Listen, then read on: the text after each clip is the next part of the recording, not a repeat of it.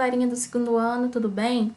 Eu sou a professora Lara Roberta e aqui iniciaremos uma aula de língua portuguesa gramática para que possamos finalizar o nosso caderno 2, o módulo 11, tá? De sintaxe 6. Lá o autor ele vai propor estudos relacionados ao adjunto, adnominal, complemento nominal, aposto e vocativo, certo?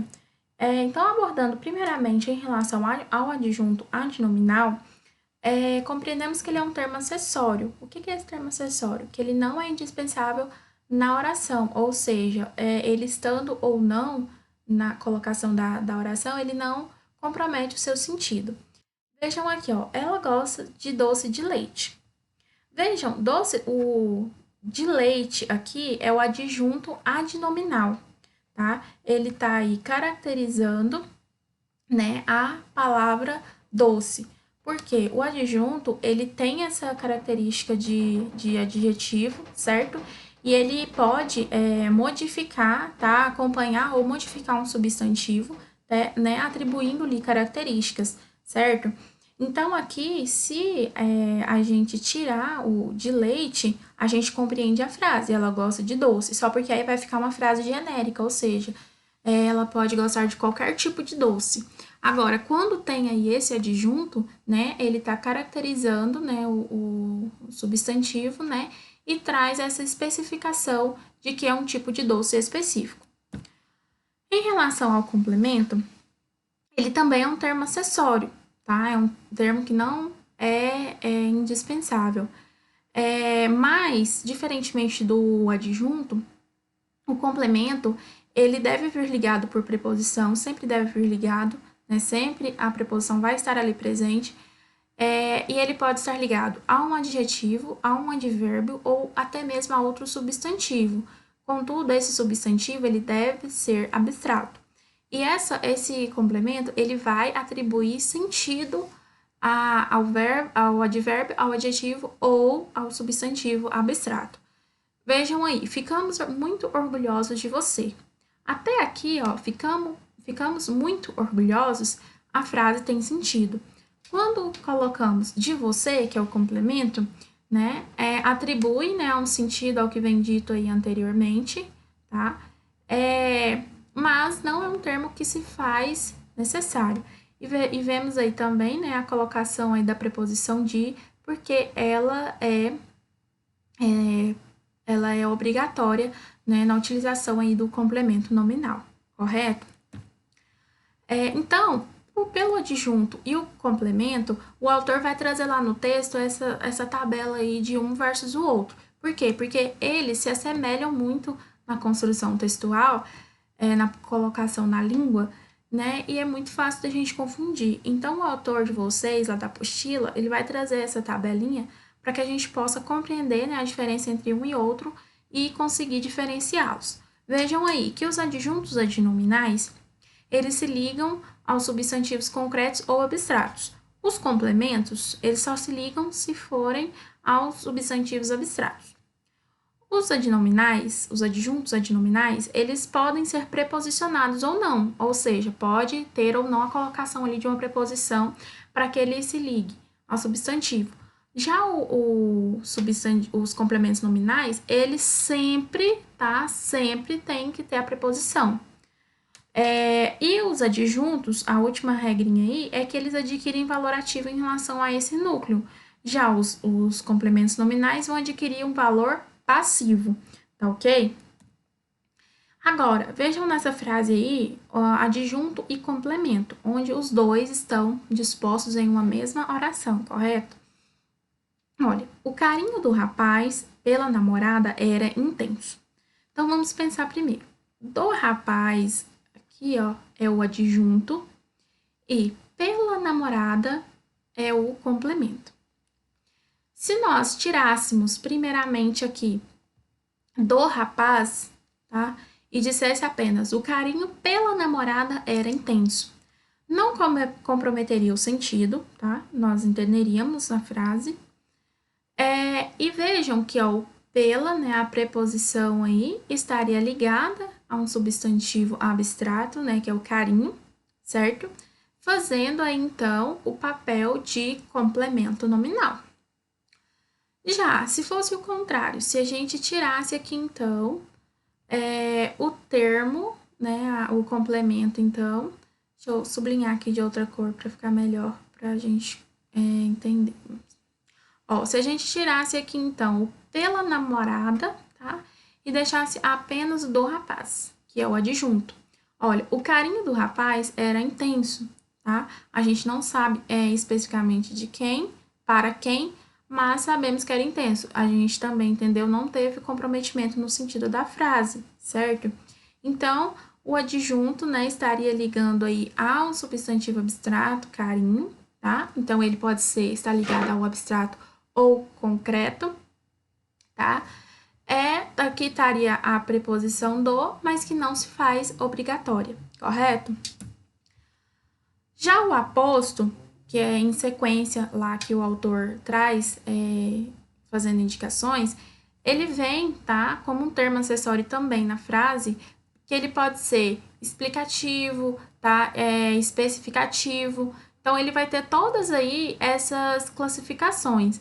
Vejam aí, ó, o aposto explicativo. Joel Santana, técnico da equipe, não esperava a venda do zagueiro.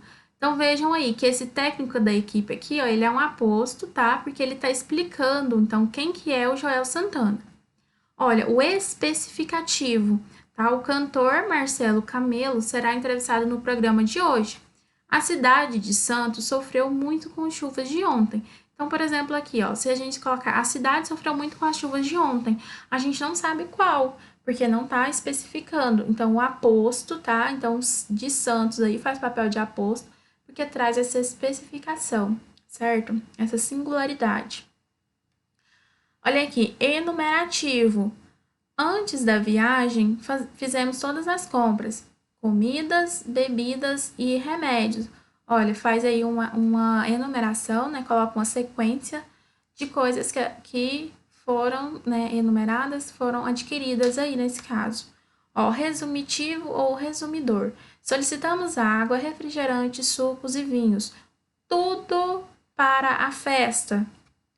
Então, aqui, ó, água, refrigerante, sucos e vinho. Esse tudo aqui faz referência a todos esses elementos aí que foram ditos anteriormente. Então, por isso que tem esse nome, aposto resumitivo ou resumidor.